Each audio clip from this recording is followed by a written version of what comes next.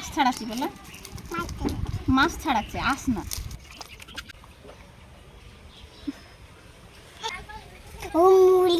তুমি মুড়ি খাবা নাকি? আমাকে দিবা না তো? আসসালামু আলাইকুম, মামের রান্নাঘরে সকলকে স্বাগত জানাই। আজকে আমরা কি রান্না করব?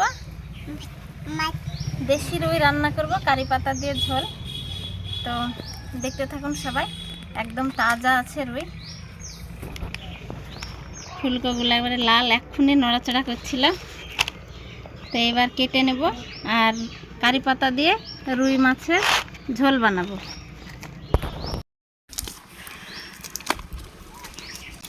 আমি আর ইভা আঁশ ছাড়াচ্ছি রুই মাছের। ইভা তুমি কি করছো? ইভা কি করছো বলো? আঁশ ছাড়াচ্ছি বলো। মাছ ছাড়াচ্ছে, আঁশ না। না না, হাতে আসবে না, ছাড়া। হয়েছে, আমাকে একটু দাও ওইটা, আমি একটু ছাড়াই। ঠিক আছে, দাও একটু, দাও। আমি একটু হাত দিয়ে তুলি। তোলো। ছাড়িয়ে নিয়েছি। এবার রোজের একই মাছ কাটা আর কি দেখাবো। মাছটা কেটে নিয়ে তারপরে ফিরে আসছি।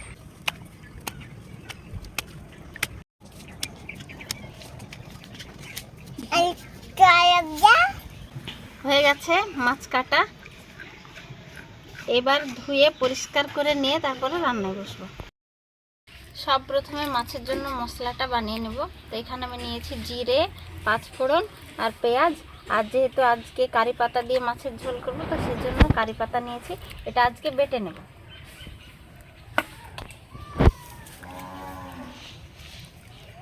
তো প্রথমে বেটে নেব জিরে,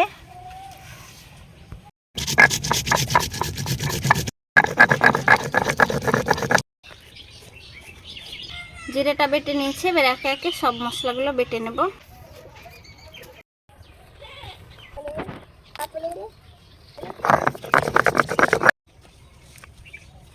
সব মাছ কেটে ধুয়ে নিয়েছি। তো আমি আজকে মাছের মাঝের অংশটা নিয়েছি রান্না করার জন্য।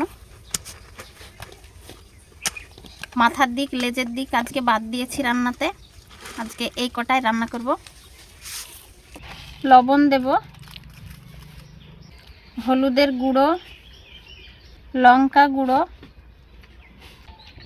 ভালোভাবে মাখিয়ে নেব।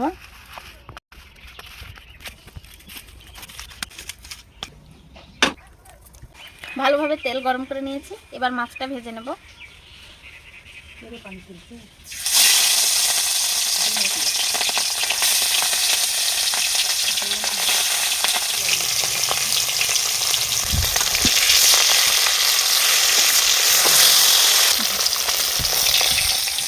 হয়ে গেছে এগুলো ভাজা। এবার তুলে নেব।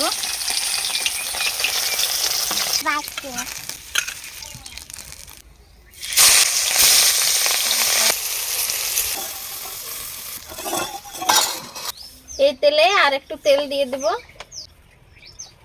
তেল গরম হয়ে গেছে। এবার বেটে রেখেছি সেই মশলাগুলো একে একে দিয়ে দেব। প্রথমে দেব পেঁয়াজ বাটা, পাঁচফোড়ন বাটা, জিরে বাটা, কারি পাতা বাটা, সঙ্গে ভালোভাবে কষিয়ে নেব। এবার দেব লবণ, হলুদের গুঁড়ো, চিড়ে রাখা 3টে কাঁচা লঙ্কা। এখানে আমি ভাজার সময় অল্প লঙ্কা গুঁড়ো দিয়েছি, আর লঙ্কা গুঁড়ো দিচ্ছি না। এই কাঁচা লঙ্কা দিয়ে দিলাম। এবার মশলাটাকে আরেকবার ভালোভাবে নাড়িয়ে নেব। মশলা কষানো হয়ে গেছে। এবার দিয়ে দেবো জল।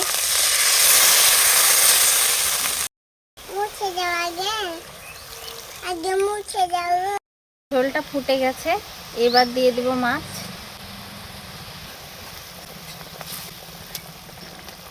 ঢাকনা দিয়ে ঢেকে ফুটিয়ে নিলেই হয়ে যাবে। রান্না একেবারে কমপ্লিট। এবার নামিয়ে নেব।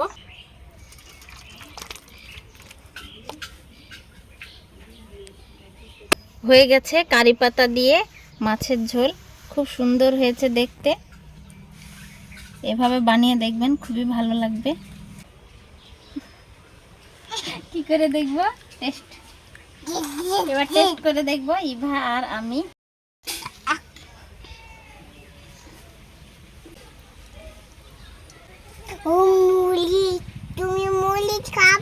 নাকি? হ্যাঁ। আমাকে দিবা না তো? উফ, কি গরম গো। খাবো না আমি।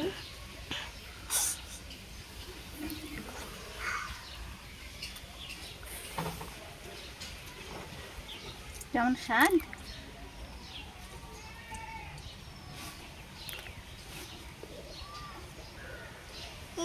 দারুণ।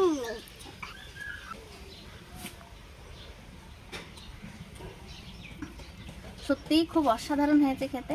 আপনারা এভাবে বাড়িতে বানিয়ে দেখবেন, খুবই ভালো হয়। তো কারি পাতা দেওয়ার নিয়মটা তো দেখালাম। দু রকমভাবে দেওয়া যায়, গোটা পাতা তেলে ছেড়েও দেওয়া যায়, কিন্তু সেখানে এক রকমের স্বাদ, আর বেটে দিলে আরেক রকমের স্বাদ। আজকে যেভাবে রান্না করলাম সেভাবে রান্না করে দেখবেন, খুবই সুস্বাদু হয় খেতে। তো আজকের ভিডিওটি এই পর্যন্ত, দেখা হবে আবার পরের ভিডিওতে যদি কিছু ভালো লেগে থাকে লাইক করবেন, কমেন্ট করে জানাবেন কেমন হয়েছে। আর এই ধরনের রান্না পেতে মামের রান্নাঘর চ্যানেলটি অবশ্যই সাবস্ক্রাইব করে রাখবেন। সবাই ভালো থাকবেন, সুস্থ থাকবেন, সাবধানে থাকবেন।